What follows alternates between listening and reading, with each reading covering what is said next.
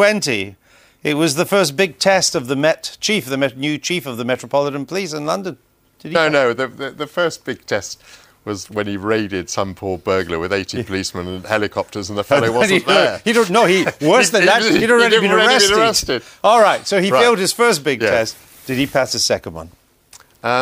Yeah, I mean, funnily enough, Diane and I got something right. We predicted that it would all go quite smoothly. Yeah, all these threats had a feeling about them, I've never known London easier to cross than the last few days. No, it's been perfect. Also, the point about anarchists is what their name suggests. They can't organise anything.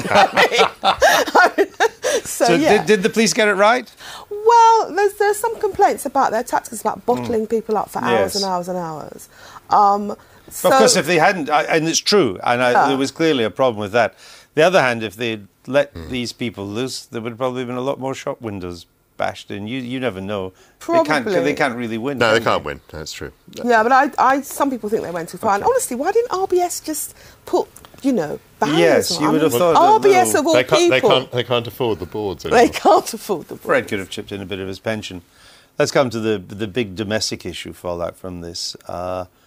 Does Gordon Brown get a boost from this G20 summit? Definitely in the short term. Definitely in the short term.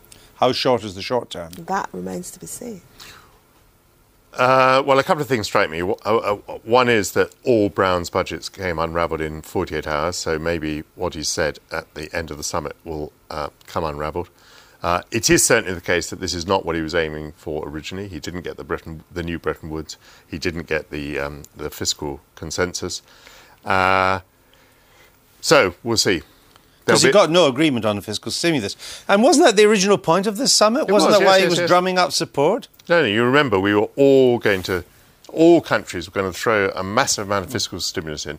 Last week he was going around the world. He found out that half the world wasn't following his policy, and he found that in his own country he couldn't follow the policy because of the governor. Because the governor of the Bank of England said he couldn't afford it. So actually, in the end, only the United States is doing the fiscal stimulus. If you read the communique, Diane, you can hear Mr. Brown's accent. Yeah. It reads like a Brown budget. It's even got he wrote it. He got them to sign up to it. And it'll probably get a pretty good press tomorrow. But here is the danger. Like many Brown budgets, they begin to unravel when you get to page 95 of the Treasury Red Book and see subsection C footnote 2. By Sunday, it could have changed. It could have changed. It's a triumph for him today. But as you say, with his budgets, when you actually read the Red Book, when you read the fine print, it's not so good. And as Michael just said, Mervyn King has cut up his credit card.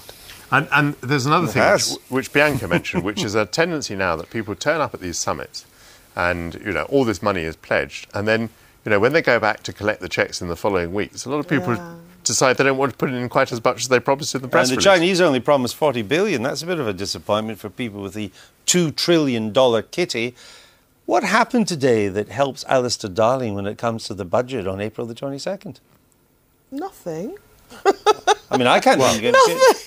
If the markets are up and stay up, that helps. True. If there's a little bit more feeling of confidence, that all helps. Well, we saw that house prices actually rose last month, which was kind of strange. Mortgage lending is still low, but it's showing signs of rising. The markets are up, both in this side of the Atlantic and across.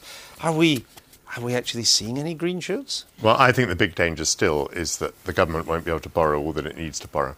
That seems to me the really big booby trap. And people forget that if you have a mortgage and it's not a fixed-rate mortgage, actually you're doing very well because what you're paying is going down. And that might account for what's happening in housing. But I just think, fundamentally, we haven't bottomed out. No, and the markets they're not stable. They're very fragile. And a collapse of an Eastern European economy that hits Austria or the German banks would be back to where we were. We better move on. Because Jackie Smith's other half has been a